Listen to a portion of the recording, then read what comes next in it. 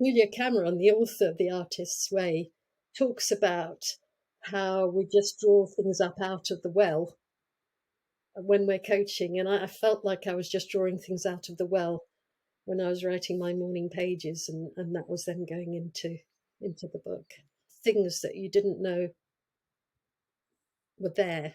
For me, surfaced in a language that I could just lift up and just pop straight into the book. And I've done that at times. And it's just magic. Yeah. So one of my chapters is on creativity.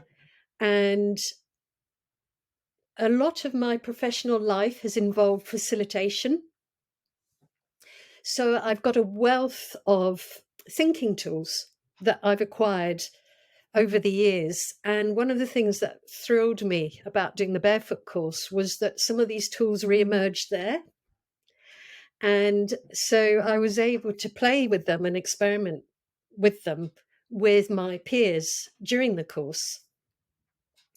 I have found that when I'm coaching, we know that people have got different thinking styles.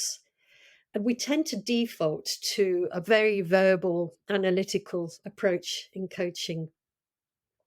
And I look for opportunities to be able to introduce a bit more play. So I have one client where I said to them, oh, maybe we could do a bit of drawing and use some colors. And she was already there ahead of me. She said, look, this is what I've been doing. This was over Zoom. I had another client where we were doing a version of constellations. I said, have you got anything in your room that we could use to map out this scene that you're describing to me? And she went off and got a load of soft toys. So we were playing with the soft toys over Zoom. It doesn't work for everybody, but where it does, it accesses something different in them. It accesses their intuition, creates a bit of fun and lightheartedness. And it's just wonderful to use. I'd like to acknowledge Jon McNestrie, who is perhaps one of the most playful people in terms of his approach to coaching. He plays with Lego. So he kindly looked at this chapter for me. And yeah, we can be so creative. And there is something about taking it out of our heads and putting it in that space between us and the client. So it's playful, taps into our intuition, and it gives us access to so much more.